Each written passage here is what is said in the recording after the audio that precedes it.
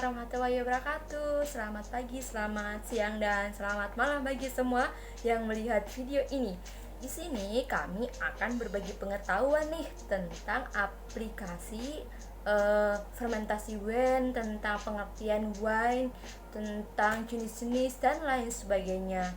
Apakah kalian tahu apakah fermentasi wine itu? Pasti kurang tahu ya. Jadi di sesi kali ini atau di video kali ini kita akan mengundang seseorang nih untuk diajak wawancara tentang pengetahuannya sejauh mana sih tahu tentang fermentasi itu apa, wine itu apa, dan lain sebagainya. Yuk simak video berikut ini, cekidot.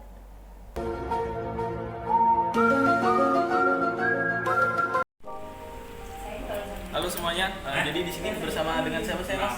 Saya Agung. Oke, Mas Agung dari Universitas mana? Dari UNESA saya. Oke, saya dari Universitas Veteran Jawa Timur. Jadi di sini saya akan membuat video wawancara mengenai pengetahuan orang-orang tentang fermentasi. Kebetulan fermentasi adalah praktikum saya di minggu 3. Oh iya. Oke Mas, untuk pertama-tama, Masnya tahu nggak apa itu fermentasi? Fermentasi itu biasa untuk buat tempe. Ya, ini merupakan salah satu contohnya ya Mas ya. Iya. Oke, pertanyaan kedua, Masnya tahu nggak jenis-jenis fermentasi itu ada apa aja? Nah, kalau jenisnya saya kurang tahu mas. Kurang paham ya Mas ya? Iya.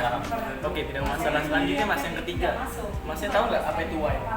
Wine itu sepengetahuan saya itu minuman beralkohol mas. Iya benar, itu merupakan salah satu contoh minuman beralkohol. Oh iya. Oke, yang selanjutnya, Mas tahu nggak jenis-jenis wine itu apa aja?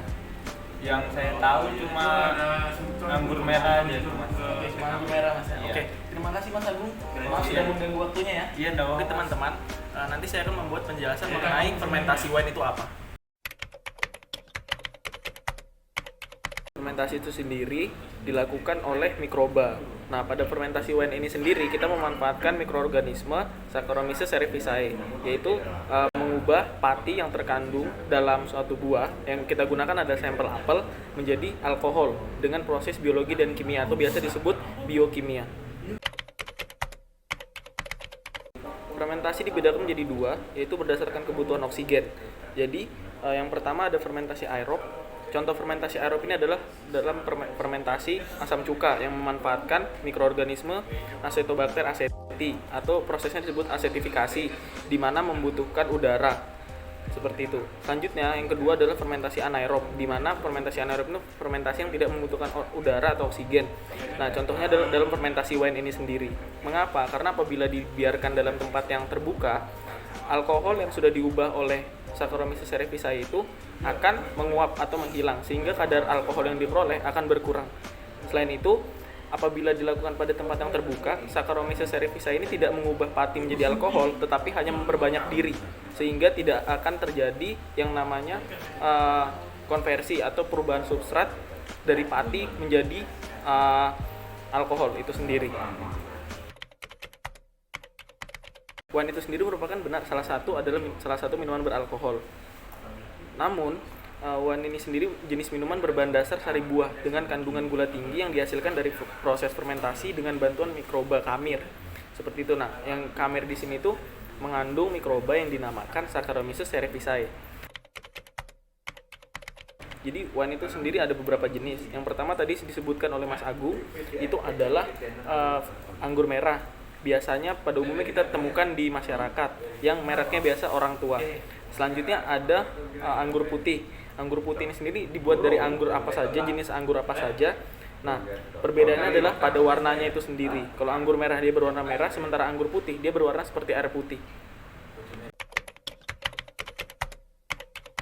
Starter itu merupakan media berkembang biaknya mikroba yang akan digunakan atau dicampurkan ke dalam sari buah yang akan difermentasikan.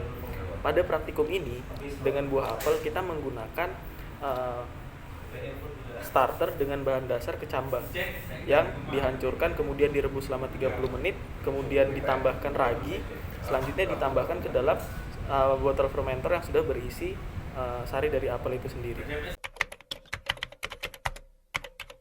Kalau menurut saya ya, penggunaan starter sendiri itu sangat penting karena apa? Starter di sini adalah digunakan sebagai tempat pertumbuhan suatu mikroba, dan jenis-jenis starter itu tergantung pada mikroba yang digunakan gitu.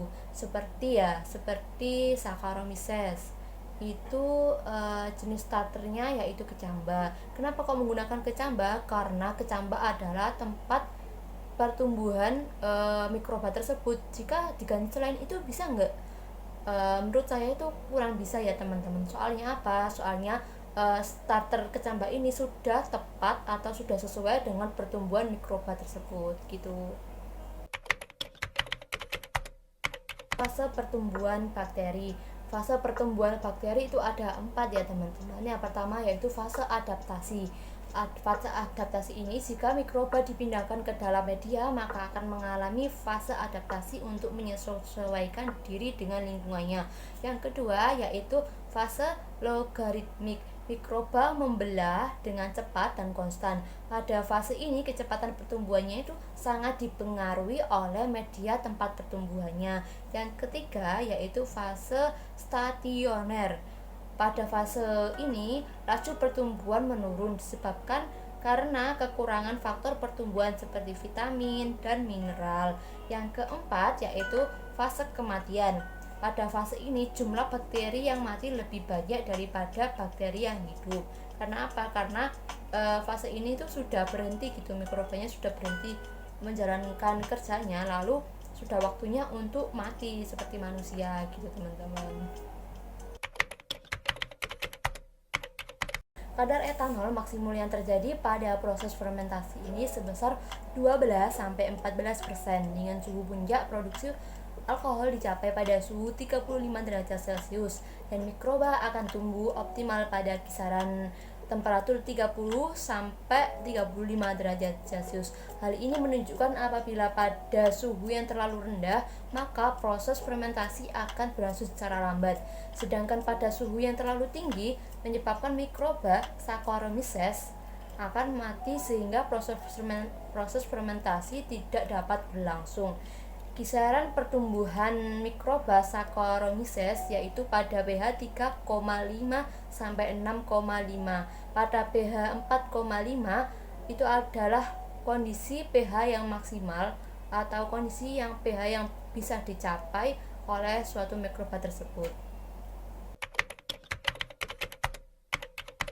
Banyak sih perannya dalam dunia industri dalam penerapan fermentasi itu sendiri. Contohnya apa sih? Contohnya seperti pembuatan roti. Dalam pembuatan roti diperlukan peragian untuk proses pengembangan roti tersebut. Kemudian apa lagi sih? Yaitu dalam pembuatan minuman beralkohol. Dalam pembuatan minuman beralkohol itu diperlukan fermentasi secara anaerob dengan bantuan bakteri Saccharomyces seperti pembuatan minuman tersebut. Lalu sebagai bioetanol. Etanol adalah alkohol yang dapat dari fermentasi bahan-bahan yang mengandung gula, pati, atau selulosa. Etanol merupakan bahan yang sangat penting karena merupakan bahan bakar cair dari sumber yang dapat diperbarui yaitu bioetanol.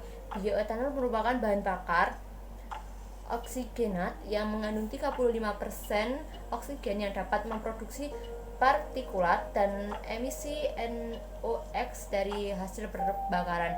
Bioetanol ini dapat digunakan sebagai pengganti BBM atau bahan bakar mobil dan lain sebagainya. Tuh. Dari bioetanol dengan kadar 95 sampai 99% dapat dipakai sebagai bahan subsidi premium seperti bensin, sedangkan kadar 40% dipakai sebagai bahan subsidi minyak tanah gitu teman-teman.